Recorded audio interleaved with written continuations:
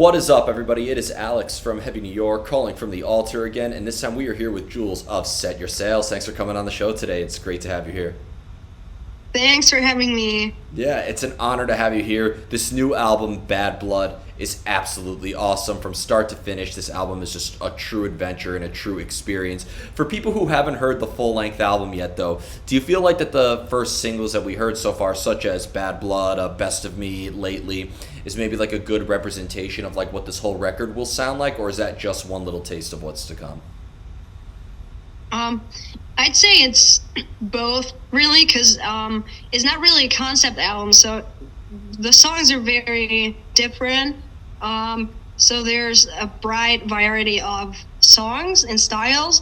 But I guess like we have another singer coming up, and these three, it's actually four because we've already released Best of Me a couple months ago, which is also a single from Bad Blood. So I think that these songs are a very good representation of the record. Yeah, but there's more. There's like more different styles on the record. Do you consider this sort of like a continuation of Nightfall, or was this meant to almost kind of like be a new beginning for Set Your Sails? I'd say new beginning because when we wrote Nightfall, I was stuck in a very bad episode of my depression, and I was going through a lot of darkness and all that. And with Bad Blood, it's kind of like a different mood.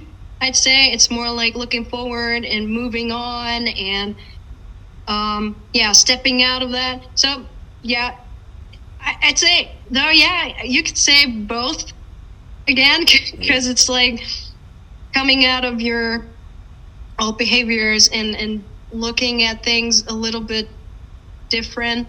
Yeah, but I don't know. They're two completely different records, I feel like, and but though they fit together at some point. Would you say like it's still coming from the same place, but also just a different side of that spot? hmm Yeah, I'd say that, and also, I try to write about a couple of other things I'm going through, or I was going through while writing it, and not only being stuck with depression and only focusing on that, but also focusing on other things I was going through at the time, and yeah, so I'd say. It feels like Nightfall like was a little bit more on the darker side, and I feel like Bad Blood, there's more of sort of like a triumphant attitude behind it. It has the sense of like overcoming that in a way, so it almost seems like that this album represents coming out of the other side of a dark time. Yeah, absolutely. Yeah, that sums it up pretty good. Yeah. Was there at all sort of a vision of what you wanted this album to sound like in a way, or was it very improv and very experimental in terms of the sound? I knew that I wanted to go in a in a certain direction with the choruses. I wanted to have more layers of vocals, different harmonies and different layers, and like choir in the background. Something that you probably wouldn't even hear as a average listener, but that was important to me. And like having these poppy choruses, very catchy choruses, and that because I'm a huge fan of these type of choruses, so I wanted to do that, and I wanted to go a little bit more like rock, kind of like coming out of the metalcore corner and like diving more into the rock and roll yeah, style, I'd say. So that was important, and yeah, tried out a little bit different riffing, especially in the choruses, and it's like more uplifting than Nightfall. The choruses are very, very dark and very bright, and they're like very heavy, and some choruses in Bad Blood are very like uplifting, and they go like, like this. So yeah, I wanted to go in a more positive direction, if you could say it like that, rather than being stuck with these very heavy choruses. Yeah, that was important to me. If you were to like play Bad Blood and Nightfall songs live together, does it feel like it would almost be kind of like a roller coaster? It would almost be kind of fluctuating. Would you almost have to kind of be in a dark spot to sing the Nightfall songs and be in a better spot in order to sing the Bad Blood songs?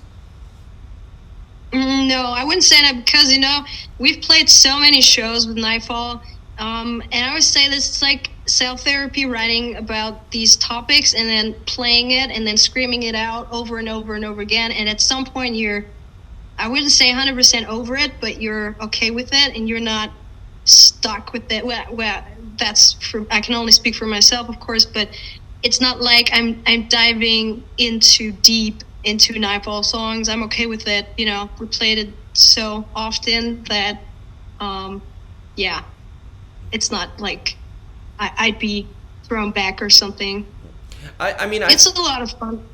I mean, I find it admirable that you're able to sing about these subject matters, and I think it's very inspiring. And I could tell by the music itself, I feel like musically it's also very resonating. In terms of the lyrics, do you prefer to have music already present before you know what you're going to sing about, or do lyrical ideas maybe help guide the sound of the music? Yeah, the thing with Bad Blood is that I already I wrote it with our producer, because there was like last time, and we always started with the vocals, and I always start with the vocals. I also write guitar riffs and stuff like that, and I like to come from the vocal idea to the instrumental, because the other way around is pretty difficult for me to already have a pattern and then I have to stick at some point with the pattern. Of course, you can exchange chords and stuff, but being completely free with that and coming from the vocals is way easier for me as a songwriter and a vocalist at the same time to do it this way around. Yeah, and that's completely different songwriting than we did with Nightfall, and that was it was much easier for me, because I was able to start with the vocals and then come up with the instrumental, and yeah, it fitted directly, and that was a very cool experience.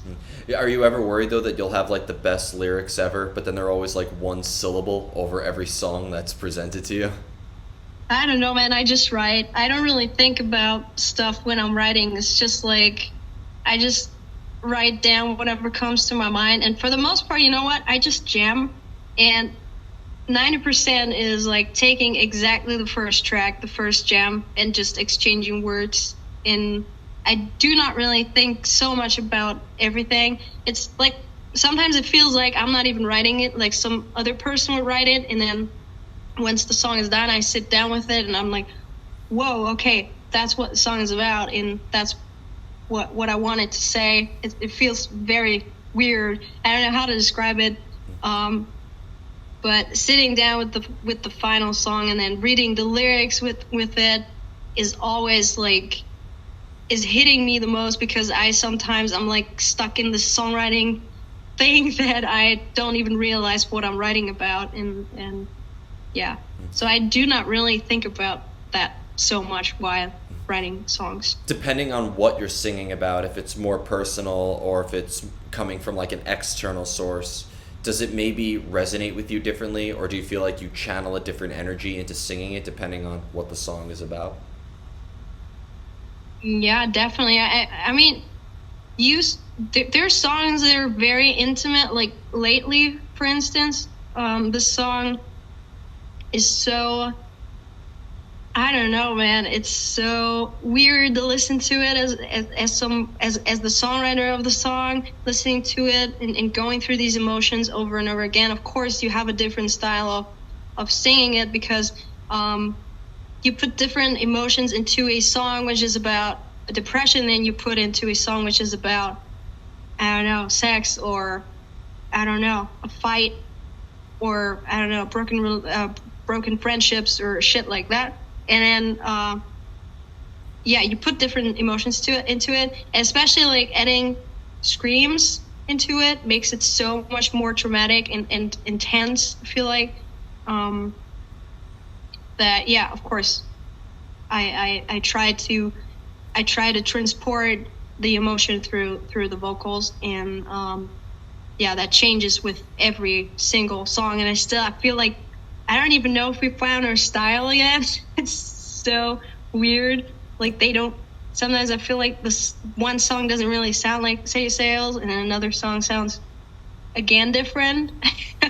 And so the vocal styles change with the style. Well, you have many different usages of your voice. You have like very aggressive vocals and you have very clean vocals. So do you express a different side of yourself depending on the vocal style as well? Yeah, I'd say 100%. You know what? When I came up with lately, for instance, there's a song which I wrote like 2 years ago, and it sat on my computer, and I even thought about even releasing it with Set Your Sails because I didn't really feel like it fits. But then I realized that it's even, you know, you're not always in the same mood. You're not always going through the same emotions during your life. So it's important to even show that I'm vulnerable, that I'm not always the tough person screaming and shouting and being loud, but I'm also, sensitive and vulnerable and scared, and I cry a fucking lot. So yeah, it's always so scary to release slow songs, quiet songs. But you know, that's a part of life. It's authentic, and yeah, I'm happy we have some slower songs on the record. I think that adds a lot of contrast to your sound, and I consider Set Your Sails because you're right. Like the differences between Bad Blood and Nightfall are noticeable. Having like a more rock-oriented sound with this versus like a more metalcore sound. But I think like the music, there seems to be no limits with your songwriting, right? It's not like you're trying to stick with a formula. Like I know I'm saying this way too soon, but it almost seems like the follow-up to Bad Blood could maybe even be going in a more different direction, right? Sure, 100%. That's, you know what, we don't really give a shit about any genres or we have to sound like this, we have to do this. No, man, that's so wrong. It's like, I mean, it could work out like a concept album. It could be a cool thing, but for me personally, I don't care about such things. I personally listen to a lot of rock and roll, like the old style, like AC/DC and all that. So the boys listen to, I don't know, man, completely different stuff. And as I already said, there were different songwriters on this record, or less songwriters than there were on Nightfall. So of course it sounds different because there are different influences or less influences. But I honestly don't give a shit. If it's gonna be a pop album, then it's gonna be a pop album. If it's gonna be a deathcore album, it's gonna be deathcore. I don't care. It's gonna be whatever I feel like in that moment. And I feel like with a band title like Set Your Sails, that's already open. There's like so much mystery behind your title. Like, could this be pop punk? Could this be deathcore? I think it really is a very open-ended band. And not to mention Bad Blood, I think is great to describe this album because I feel like I get that sort of Bad Blood vibe. But let's not forget, it's also a Taylor Swift song. So I think like your music and your titles leave it open-ended. It's not like Cannibal Corpse, where it's automatically a metal band. Suicide Silence, which is automatically a metal band. I feel like Set Your Sails, and I think anybody could look at that title and be like, what is this? Yeah, probably we're gonna turn into a pirate band or something like that with the next record. Who knows? I mean, with Napalm backing you up, who knows now exactly? I mean, I wouldn't be surprised, right? I guess they were surprised when they signed us because they were expecting like a pirate themed band or something like that, and then we came up with their poppy songs. So you know, I don't know. We don't really fit in Napalm. I feel like we're like so. I don't know, not metal. We're not cool metalheads. We're like weirdos. I don't even know the genre we're making. Well, Ailstorm put out a kick-ass Flow Rider cover that was one of the funniest covers of all time, and Napalm had, you know, bands like Smashing Pumpkins at one point and Hoobastank. So I think in the end there is no limit. But I was hanging out with the Napalm crew last night. They're visiting from Germany here in New York, and Oh, nice. I told them if the band has a violin or an eye patch or both, I'm going to assume it's on your label. Yeah, that's a running gig. Like every second Napalm band is doing a video shooting into a in a castle or something like that. Yep. It's very funny. Yep. You just know what band is on Napalm. I remember when they just signed when they just signed Dragon Force, and when they announced, "Oh, Dragon Force signs to Napalm," they're like, "Wait a minute, they weren't on Napalm already?" Yeah, right. I mean, even sometimes I think they pick out bands just for the names. Who knows? They were like, Set Your Sails. Yeah, that sounds like a cool metal band. We're gonna sign them. And then they get this. I think that's awesome. Sorry.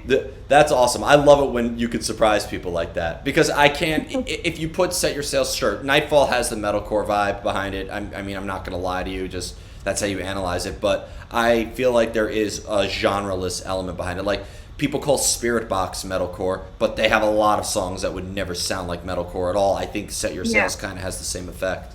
Same with Bad Omens, for example, too. Yeah, and I don't think that's necessary.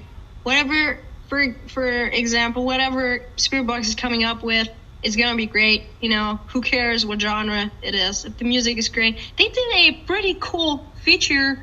I don't know with who, but it's like a hip hop styled thing. I don't even know what it was. It's a female rapping on these riffs, and it's so fucking insane. It's so cool. I loved it. And I was like, okay, people gonna hate. They're gonna totally freak out because it's rap, but I think it's fucking brilliant. It sounds so cool.